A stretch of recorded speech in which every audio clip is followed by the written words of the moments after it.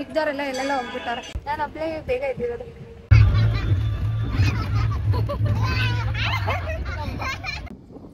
ಹೇಳು ಪ್ರೇಮ. ಇದು ತುಂಗಭದ್ರಾ ನದಿ. ಬನ್ನಿ ತೋರಿಸ್ತೀನಿ.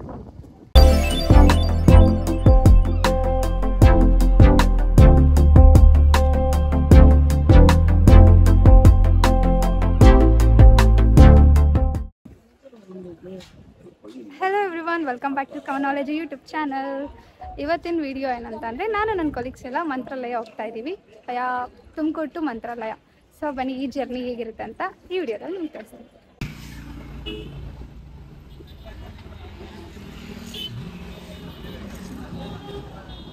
ನನ್ನ ಬಳೆನ ಹಾಕಿಸ್ಕೊತಾ ಇದ್ದೀನಿ. ಅದು ಪಾಣ್ಸಿನ ಕ್ರೀಮು ನಿಮ್ಗೆ ಬಂದ ಹೋಗಿ ಕಟ್ ಮಾಡ್ಲಾ? ಇಲ್ಲೋಡು, ಇದು ಶ್ರಾವ್ಯ. ಹಾಯ್ ಮಾಡು, ಹಾಡು.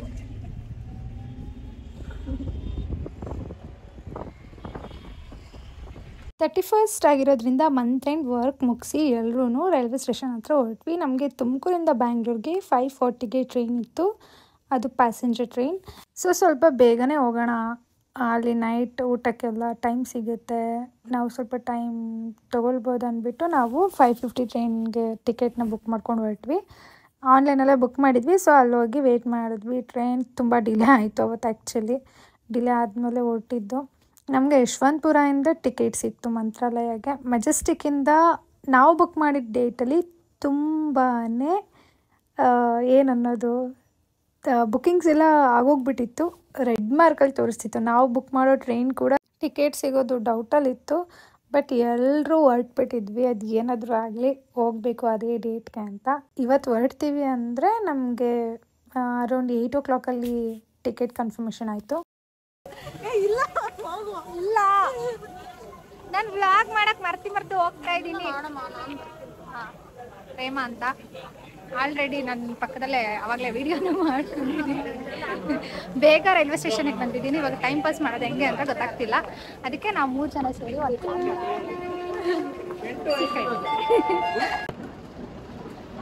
ಎಲ್ಲಿ ಸುನೀತಾ ಕಾಣಿಸ್ತಾನೆ ಇಲ್ಲ.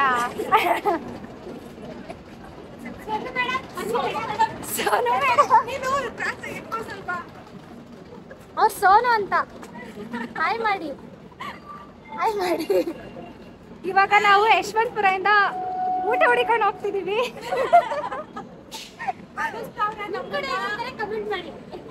ನೀವೇನ್ ಮಾಡಿ ಯಶವಂತಪುರದಲ್ಲಿ ನನಗೆ ಗೊತ್ತಿರೋ ಹಂಗೆ ಹೇಳಿ. ಇನ್ನೂ ಜ್ವರಕ್ಕೆ ಎಕ್ಸಸೈಸ್ ಆಗಲಿ ನಡೀಲಿ ಅಂತ ನಡೆಸ್ತಾ ಇದ್ದೀವಿ ಅಷ್ಟೇ. ರೀಚ್ ಆದ್ವಿ ಯಶವಂತಪುರನ. ಸೊ ಊಟಕ್ಕೆ ನಾವು ವಿವಿಪುರಂ ಫಸ್ಟ್ ಸ್ಟ್ರೀಟ್ಗೆ ಹೋದ್ವಿ. ಯಶವಂತಪುರ ಸ್ಟೇಷನಲ್ಲಿ ನನಗೆ ಗೊತ್ತಿರೋ ಹಾಗೆ ಎಲ್ಲೂ ಇಲ್ಲ. ಮತ್ತು ನಾವು ಲಾಂಗ್ ಜರ್ನಿ ಮಾಡೋದ್ರಿಂದ ನಿದ್ದೆ ಬರಲ್ಲ ಸರಿಯಾಗಿ, ಮತ್ತು ಎಚ್ಚರ ಆದಾಗ ಹೊಟ್ಟೆ ಎಷ್ಟು ಜಾಸ್ತಿ ಆಗುತ್ತೆ. ಹಾಗಾಗಿ ನಾವು ಒಳ್ಳೆ ಕಡೆ ಹೋಗಿ ತೊಗೊಂಡು ಬರೋಣ ಅಂತ ಹೊರಟ್ವಿ ಅಷ್ಟೇ. ಇವಾಗ ನಾವು ವಿವಿಪುರಂ ಫಸ್ಟ್ ಸ್ಟ್ರೀಟ್ಗೆ ಹೋಗ್ತಿದ್ದೀವಿ ಊಟ ಹೊಡಿಕೊಂಡು. ಸ್ವಲ್ಪ ಜನನ ರೈಲ್ವೆ ಸ್ಟೇಷನಲ್ಲಿ ಕೂರಿಸಿದ್ದೀವಿ. ತುಂಬ ಹೊಟ್ಟೆ ಹಸಿತಾಯ್ತು. ಊಟ ಹುಡ್ಕೋಕ್ಕೆ ಅಂತ ಬಂದರೆ ದಾರಿಲಿ ಇದನ್ನು ನೋಡ್ಬಿಟ್ಟು 3 ಜನ ನನ್ನ ಬಿಟ್ಟು ಅವರೇ ಶಾಪಿಂಗ್ ಮಾಡ್ತಿದ್ದಾರೆ. ಏನು ಮಾಡೋದು? ಎಲ್ಲರೂ ಹೊಟ್ಟೆ ತುಂಬ ತಿಂದ್ಕೊಂಡು ಟ್ರೈನ್ ಬಂತು. ಟ್ರೈನ್ ಹತ್ಕೊಂಡು ಕೂತ್ಕೊಂಡ್ವಿ. 11:15 ಕರೆಕ್ಟಾಗಿ ಟ್ರೈನ್ ಇತ್ತು ಅಲ್ಲಿ. ಸೊ ಹೊರಡಬೇಕಿತ್ತು. ಎಲ್ಲರೂ ಅವ್ರವ್ರ ಸೀಟ್ ಹೊಡಿಕೊಂಡು ಕೂತ್ಕೊಂಡ್ವಿ. ನಮಗೆ ಲೇಟಾಗಿ ಸೀಟ್ ಕನ್ಫರ್ಮೇಷನ್ ಆಗಿರೋದ್ರಿಂದ ಹೋಗ್ತಾ ನಮಗೆ ಶೇರಿಂಗಲ್ಲಿ ಸೀಟ್ ಸಿಕ್ತು. ತುಂಬಾ ಬಾಡಿ ಪೇನ್ ಆಯಿತು. ನೀವೇನಾದರೂ ಪ್ಲ್ಯಾನ್ ಮಾಡ್ತಾಯಿದ್ರೆ ಬಿಫೋರ್ 1 month ಟಿಕೆಟ್ನ ಬುಕ್ ಮಾಡಿ ಸ್ಲೀಪರಲ್ಲಿ, ಇಲ್ಲಾಂದರೆ ಹಿಂಗಾಗುತ್ತೆ. Good morning. Very good morning. ನಾನು ಒಬ್ಬಳೇ ಬೇಗ ಇದ್ದಿರೋದು. ಸುಳ್ಳು ಫಸ್ಟ್ ನಾನು ಎದ್ದು ಅಕ್ಕಪಕ್ಕವ್ರೆಲ್ಲ ಕೇಳಿರೋದು. ಆಮೇಲೆ ಮೇಡಮ್ ಅವ್ರು 6 ಗಂಟೆಗೆ ಮೆಸೇಜ್ ಹಾಕಿರೋದು. ಇಲ್ಲ ನಾನು ಮಧ್ಯದಲ್ಲಿ ಎದ್ದಿದ್ದೆ. ಪಾಪ ಎಲ್ಲಾರನ್ನ ಡಿಸ್ಟರ್ಬ್ ಮಾಡೋದು ಬೇಡ ಅಂತ ನಾನು ಆಮೇಲೆ ಸಣ್ಣ ಅವ್ರಿಂದ ಎದ್ಬಿಟ್ಟು ಕೂಲ್ ಮಾಡ್ಕೊಂತ.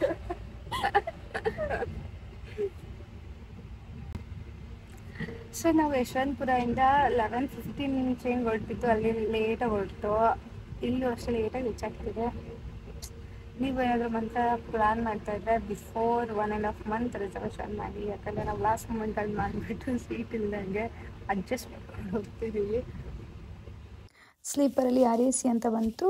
ಸೊ ಆ ಸೀಟಲ್ಲಿ ಇಬ್ಬರು ಶೇರ್ ಮಾಡೋ ಥರ ಇತ್ತು. ಅಪ್ಪ ನಿದ್ದೆನೇ ಬಂದಿಲ್ಲ. ಆಮೇಲೆ ನಾವು ಬಂದಿದ್ದ ಟ್ರೈನ್ ಅರ್ಧಕ್ಕರ್ಧ ಜನ ಮಂತ್ರಾಲಯದಲ್ಲಿ ಇಳ್ಕೊಂಡ್ರು. ನೋಡಿ ಎಷ್ಟು ಕ್ರೌಡ್ ಇದೆ ಅಂತ. ಅದಕ್ಕೆ ಅನಿಸುತ್ತೆ ಮೇ ಬಿ ಆ ಡೇಟ್ಗೆ ನಮಗೆ ಯಾವ ಟಿಕೆಟು ಸಿಕ್ಕಿಲ್ಲ.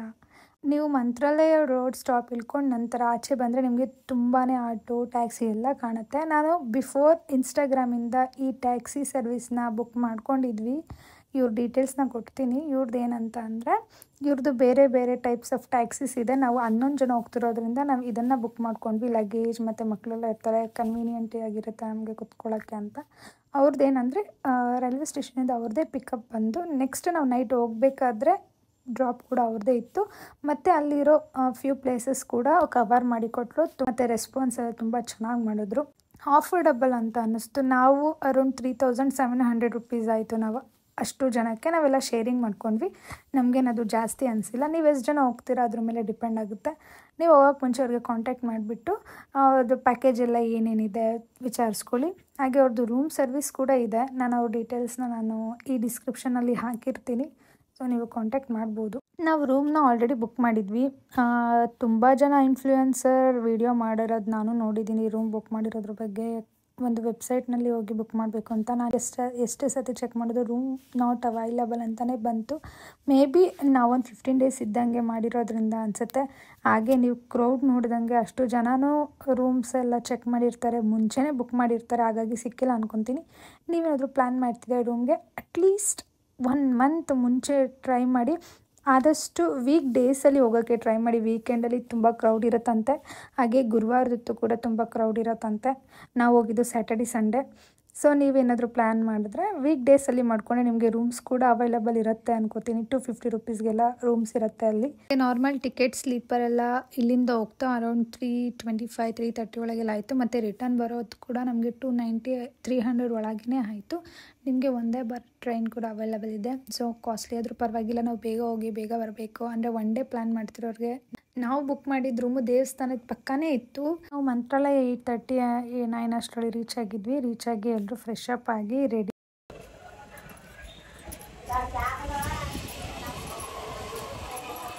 ಇಷ್ಟೊತ್ತಾಯಿತು ರೆಡಿ ಇಷ್ಟು. ಫೈನಲಿ ನಾವು ರಾಯರ ಮಠ ರೀಚ್ ಆಗಿದ್ದೀವಿ. ಬಂದು ಫ್ರೆಶ್ ಅಪ್ ಆಗಿ ರೆಡಿ ಆಗಿ ಈಗ ದರ್ಶನಕ್ಕೆ ಹೋಗಬೇಕು. ಬಟ್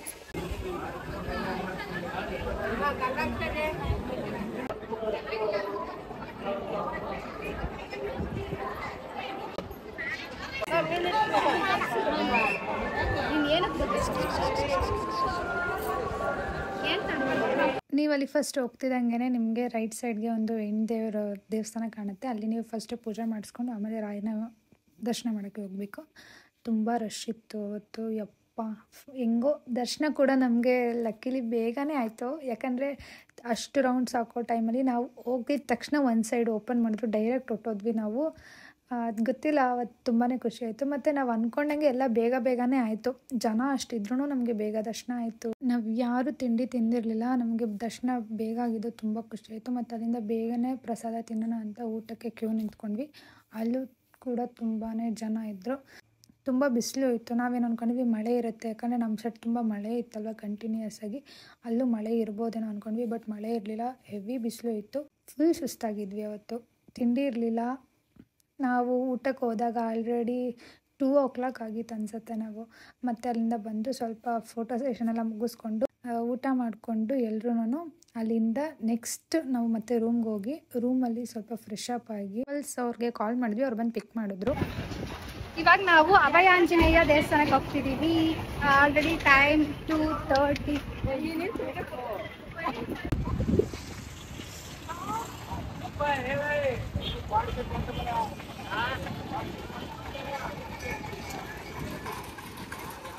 ಈ ದೇವಸ್ಥಾನ ನಿಮಗೆ ಮಂತ್ರಾಲಯದಿಂದ ರಾಯಚೂರಿಗೆ ಹೋಗೋ ಮೇನ್ ರೋಡಲ್ಲೇ ಸಿಗುತ್ತೆ.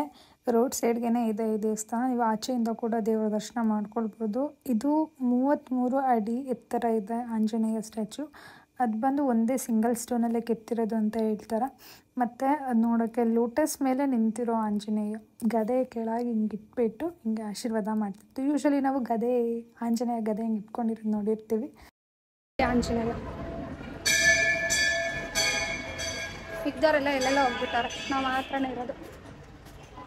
ಸೊ ಇದು ಅಭಯ ಆಂಜನೇಯ ದೇವಸ್ಥಾನ ಅಂತ. ದೇವಸ್ಥಾನ ಒಳಗೆ ನೋಡೋಕ್ಕೆ ಈ ಥರ ಇರುತ್ತೆ.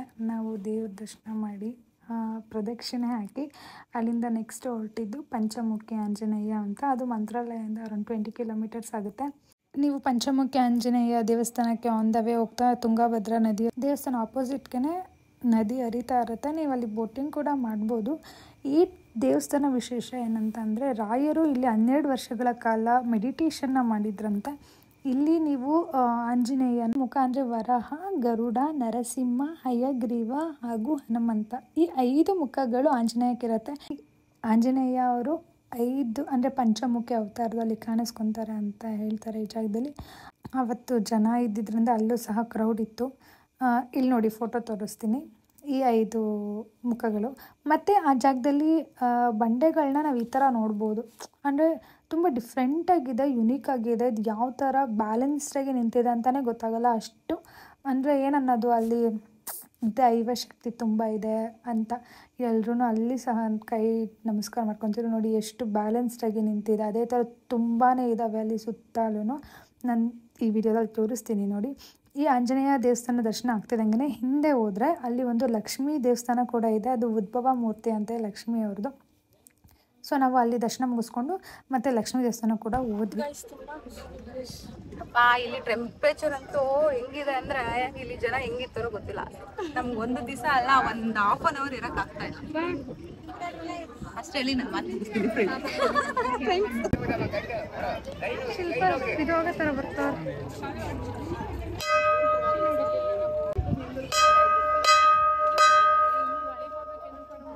ಅದಲ್ಲ ಉದ್ಭವ ಆಗಿದಲೆ ಗುರುಗಳಿಂದ ರಾಘವೇಂದ್ರ ಸ್ವಾಮಿ ಮಂತ್ರಾಲಯಕ್ಕೆ ಹೋಗೋ ಮುಂಚೆ ರಾಘವೇಂದ್ರ ಸ್ವಾಮಿಗಳು ಬಂದು ಹೋಗಿದ್ರು ಇಲ್ಲಿಗೆ. ಅವ್ರು ಬಂದಿರೋದು ಬಿಚ್ಚಾಲಿಂದ ಪಾದಯಾತ್ರೆ ಮಾಡ್ಕೊಂಡು ಇಲ್ಲಿ ಬಂದಿರೋದು. ಇಲ್ಲಿ ರಾಘವೇಂದ್ರ ಸ್ವಾಮಿಗಳು ಯಮನ ಹತ್ರ ಆದಿಶಕ್ತಿ ಅನುಗ್ರಹ ತಗೊಂಡು 12 ವರ್ಷದಲ್ಲೇ ಪಂಚಮುಖಿ ಆಂಜನೇಯ ಸಮುದ್ರ ಗರ್ಭಗುಡಿಯಲ್ಲಿ ಕುತ್ಕೊಂಡು ತಪಸ್ ಮಾಡಿದಾರೆ. 16ನೇ ಶತಮಾನದಲ್ಲಿ ರಾಘವೇಂದ್ರ ಸ್ವಾಮಿಗಳು ಅಲ್ಲೇ ತಪಸ್ಸು ಮೆಚ್ಚಿಕೊಂಡು 5 ಮುಖಗಳ ಆಂಜನೇಯ ಸ್ವಾಮಿ ರಾಘವೇಂದ್ರ ಸ್ವಾಮಿಗಳಿಗೆ ಪ್ರತ್ಯಕ್ಷ ಆಗಿ ನೋಡಿದ್ರೆ ಮೇಲೆ ಆಂಜನೇಯ ಸ್ವಾಮಿ ಪಾದಗಳಿಂದ ಒಂದು ಉಪ ಪಾದಗಳು ಆಂಜನೇಯ ಸ್ವಾಮಿ ಅಲ್ಲೇ ನಿಂತ್ಕೊಂಡು ರಾಘವೇಂದ್ರ ಸ್ವಾಮಿಗಳಿಗೆ ಮಂತ್ರಾಲಯಕ್ಕೆ ಹೋಗಲಿಕ್ಕೆ ದಾರಿ ತರಿಸಿಕೊಂಡಿದ್ರು. ಸ್ವಯಂ ಪಾದಗಳವು ಮಧ್ಯದಲ್ಲಿ ಆಂಜನೇಯ ಸ್ವಾಮಿ ನರಸಿಂಹ, ಗರುಡ, ಹಯಗ್ರೀವ, ವರಹ 5 ಮುಖಗಳ ಆಂಜನೇಯ ಸ್ವಾಮಿಯಲ್ಲಿ ರಾಘವೇಂದ್ರ ಸ್ವಾಮಿಗಳಿಗೆ ದರ್ಶನ ಕೊಟ್ಟಿದ್ದಕ್ಕೆ ಪಂಚಮುಖಿ ಚಂದ್ರ ಸ್ಥಾನಕ್ಕೆ ತಿರುಪತಿ ವೆಂಕಟೇಶ್ವರ ಸ್ವಾಮಿ, ಲಕ್ಷ್ಮೀದೇವಿ, ಆಂಜನೇಯ ಸ್ವಾಮಿ ಇವರೆಲ್ಲರ ಹತ್ರ ರಾಘವೇಂದ್ರ ಸ್ವಾಮಿಗಳ ಆಶೀರ್ವಾದ ತಗೊಂಡು ಮಂತ್ರಾಲಯಕ್ಕೆ ಹೋಗಿ ವೃತ್ತವಸ್ಥರಾಗಿದ್ದಾರೆ. ಲಕ್ಷ್ಮೀದೇವಿ ಲಕ್ಷ್ಮೀದೇವಿ ಪಂಚಮುಖ ಅಂದ್ರೆ ರಾಯರದು ತಪಭೂಮಿದು ಮಹಾಲಕ್ಷ್ಮೀ ದೇವಿ ಸ್ವರೂಪನ ಉಪಮೂರ್ತಿ ಮಹಾಲಕ್ಷ್ಮೀ ದೇವಿ ಸ್ವರೂಪನಿ.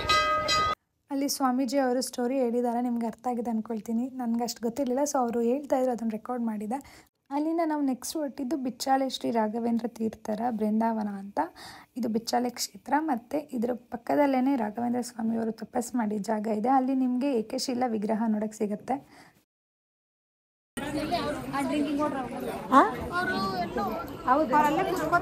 ನಾನಲ್ಲಿ ಬೋರ್ಡ್ ನೋಡಿದೆ, ಇಲ್ಲಿ ದೇವಸ್ಥಾನನ ಬಾಳೆಹಣ್ಣು ಮತ್ತು ಬೆಲ್ಲ ಯೂಸ್ ಮಾಡಿಕೊಂಡು ಕನ್ಸ್ಟ್ರಕ್ಟ್ ಮಾಡಿರೋದಂತೆ. ಓ ಮೈ ಗಾಡ್, ಸಕ್ಕತ್ತಾಗಿದೆ. ಬಟ್ ಅದು ಆ ಥರ ಅನ್ಸೋದೇ ಇಲ್ಲ.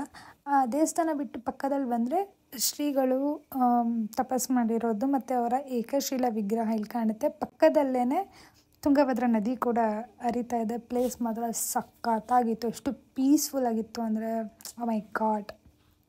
ಇಲ್ಲಿ ಕಾಣಿಸ್ತಿದೆ ಅಲ್ವಾ ನಿಮಗೆ, ಅದೇ ರಾಯರದು ಏಕಶಿಲಾ ವಿಗ್ರಹ. ಅಲ್ಲಿ ಅವರು ತಪಸ್ಸನ್ನು ಮಾಡಿದರು.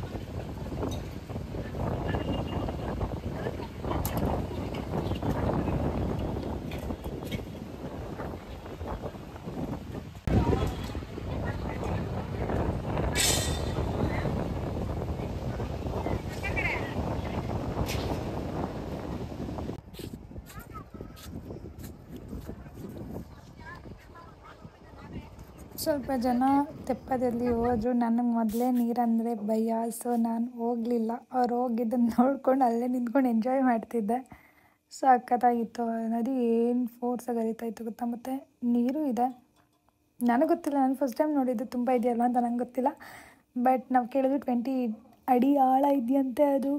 ಮತ್ತು ಅಲ್ಲೆಲ್ಲ ಮುಗಿಸ್ಕೊಂಡು ನಾವು ಬಾಣಾಚಾರಿ ಮನೆ ಅಂತ ಒಂದು ಪ್ಲೇಸ್ಗೆ ಹೋದ್ವಿ. ಅಲ್ಲಿ ರಾಯರು ಇದ್ದಿದ್ದು ಸ್ಥಳ ಎಲ್ಲ ನೋಡಿಕೊಂಡು ಸ್ವಲ್ಪ ಸ್ನ್ಯಾಕ್ಸ್ ತಿಂದ್ಕೊಂಡು ಮತ್ತು ನಾವು ರೂಮ್ ಹತ್ರ ಹೋದ್ವಿ. ಅವಾಗ ಆಲ್ರೆಡಿ ಒಂದು 7:30 ಆಗಿತ್ತು ಅನ್ಕೊತೀನಿ. ಮತ್ತು ನಾನು ರೂಮ್ಗೆ ಹೋಗಿ ರೆಸ್ಟ್ ಮಾಡ್ಬೇಕು ಅನಿಸಿಲ್ಲ, ಯಾಕೋ ಗೊತ್ತಿಲ್ಲ. ಮತ್ತು ದರ್ಶನ ಮಾಡ್ಬೇಕು ಜನ ತುಂಬ ಕಮ್ಮಿ ಇದ್ರಲ್ವ. ಸೊ ಹೋಗೇ ಬೇಡ ಅಂತ ಮತ್ತು ನಾನು ಪ್ರೇಮ ಹೊರಟ್ವಿ ಅಲ್ಲಿ. ತುಂಬ ಕಾಲು ನೋವ್ತಿತ್ತು, ಬಟ್ ಗೊತ್ತಿಲ್ಲ ಹೋಗ್ಬೇಕಂತ ಹೋದ್ವಿ. ಬೇಗ ದರ್ಶನ ಆಯಿತು. ಆಮೇಲೆ ಅಲ್ಲಿ ಅನೌನ್ಸ್ ಮಾಡ್ತಾಯಿದ್ರು 9 ಗಂಟೆಗೆ ದರ್ಶನ ಕ್ಲೋಸ್ ಮತ್ತು ಊಟ ಕ್ಲೋಸ್ ಅಂತ. ಸೊ ನಾವು ನನ್ನ ಜೊತೆ ಬಂದಿದ್ದವ್ರಿಗೆಲ್ಲ ಹೇಳಿದ್ವಿ ಈ ಥರ ಇದೆ ಅಂತ. ಅವರು ಇನ್ನೊಂದು ಸತಿ ದರ್ಶನ ಮಾಡಿಕೊಂಡು ನಾವೆಲ್ಲರೂ ಊಟ ಮಾಡಿ ಅಲ್ಲೇ ಸ್ವಲ್ಪ ಹೊತ್ತು ಆಚೆ ಕೂತಿದ್ವಿ.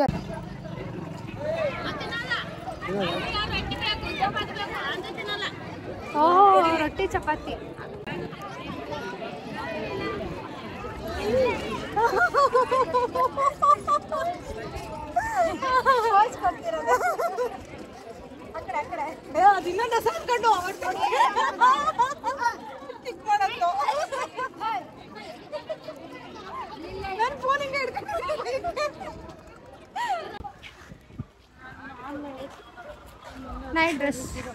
ನೈಟ್ ಡ್ರೆಸ್ಸಲ್ಲಿ ಇದ್ದೀನಿ ಅಂತ ಪೋಸ್ಟ್ ಕೊಡ್ತಾ ಇಲ್ಲ. ಹೇಗಿತ್ತು ಮಂತ್ರಾಲಯ ಟ್ರಿಪ್ಪು? ತುಂಬಾ ಹಾಟ್ ಇತ್ತು.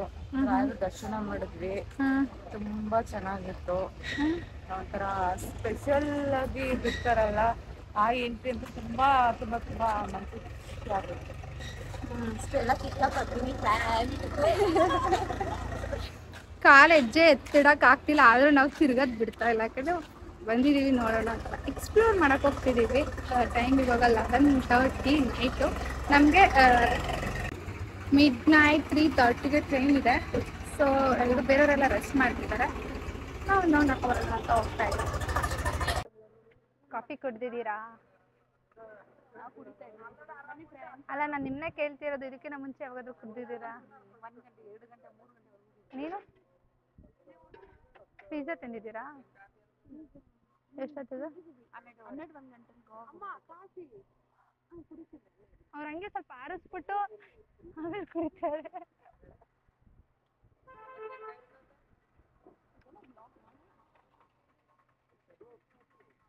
ನಗ್ಲೇ ಇಲ್ಲ. ನಾನು ಜೋಕ್ ಹೇಳಿದ್ದು ನಗು ನಗು ಅಂತಿರ್ತಾಳೆ. ನಾವು 3 ಜನ ಕಾಲು ನೋವಿದ್ರೂ ತಿರ್ಗೋದು ಬಿಟ್ಟಿಲ್ಲ ಅವತ್ತು. 12 ಗಂಟೆ ಅಂದರೆ ಅಲ್ಲೇ ಸುತ್ತಾ ಇದ್ವಿ. ಯಾಕಂದರೆ ಆ ಬಿಲ್ಡಿಂಗ್ ಕಾಣಿಸ್ತಿದೆ ಅಲ್ಲ ನಿಮಗೆ, ಅದು ಹಿಂದೆನೇ ನಮ್ಮ ರೂಮ್ ಇದ್ದಿದ್ದು. ಸೊ ಬಂದಿರೋದು ಫಸ್ಟ್ ಟೈಮ್ ನೋಡೋಣ, ಓಡಾಡ್ಕೊಂಡಿರೋಣ, ಏನಕ್ಕೆ ನಿದ್ದೆ ಮಾಡೋದೇ ಇದೆ ಟ್ರೈನಲ್ಲಿ ಹೋಗ್ತಾ ಅಂದ್ಬಿಟ್ಟು ಓಡಾಡ್ಕೊಂಡಿದ್ವಿ. 12 ಗಂಟೆಗೆ ಟೀ ಕಾಫಿ ಅಂತ ಕುಡ್ಕೊಂಡು ಮತ್ತೆ ನಾನು ಬ್ರಷ್ ಬೇರೆ ಕಳೆದೋಯ್ತು. ಬ್ರಷ್ ಬೇರೆ ತೊಗೋಬೇಕಿತ್ತು, ಅಂಗಡಿ ತೆಗ್ದಿರುತ್ತಲ್ವ ಅಂತಲೇ ಓದಿ, ಬಟ್ ತೆಗ್ದಿತ್ತು ಯಾವುದೋ. ನಾವು 12 ಗಂಟೆಗೆ ರೂಮ್ಗೆ ಹೋಗ್ತಾ ಇದ್ದೀವಿ. ಈ ವ್ಲಾಗ್ನ ನಾನು ನಾಳೆಯಿಂದ ಮಾಡ್ತೀನಿ.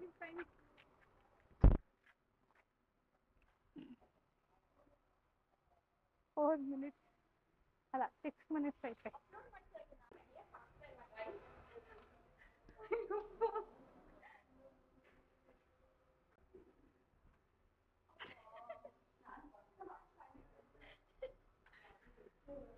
ನಾನು ಹಂಗೆ ನಡೀತಾ ಇದ್ದೀನಿ. ಕಾಲು ಎತ್ತಿಡಕ್ಕಾಗ್ತಿಲ್ಲ. ಓಡಾಡಿ ಇಟ್ಬಿಟ್ಟಿದ್ದೀವಿ ಇವಾಗ. ಮಂತ್ರಾಲಯದಿಂದ ರಿಟರ್ನ್ ಬ್ಯಾಂಗ್ಳೂರಿಗೆ ನಮಗೆ 11:15 ಮತ್ತು 11:30ಗೆ ಟ್ರೈನ್ ಇತ್ತು. ಬಟ್ ನಮ್ಗೆ ಟಿಕೆಟ್ ಸಿಗಲಿಲ್ಲ. ಹಾಗಾಗಿ ನಾವು 3:30 ಟ್ರೈನ್ಗೆ ಬುಕ್ ಮಾಡ್ಕೊಂಡ್ವಿ, ಕರ್ನಾಟಕ ಎಕ್ಸ್ಪ್ರೆಸ್ ಅಂತ. 3:28 ಲಾಕ್ ಆಗಿದೆ. ವಾಟ್ ಇಸ್ ದ ಟೈಮ್ ಅಂತ ತೋರಿಸ್ತೆ ಮೊಬೈಲಲ್ಲಿ. Do not carry inflammable and dangerous articles in the compartment.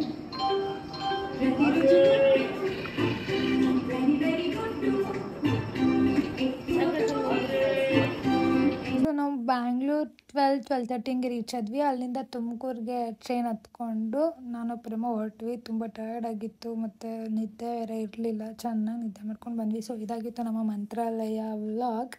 ಇಷ್ಟ ಆದರೆ ಲೈಕ್, ಶೇರ್, ಕಮೆಂಟನ್ನು ಮಾಡಿ. ಮತ್ತು ಏನಾದರೂ ಡೌಟ್ಸ್ ಇದ್ದರೆ ನನಗೆ ಮೆಸೇಜ್ ಮಾಡಿ, ನಾನು ನಿಮಗೆ ಇದ್ರ ಬಗ್ಗೆ ಹೇಳ್ತೀನಿ. Thank you for watching.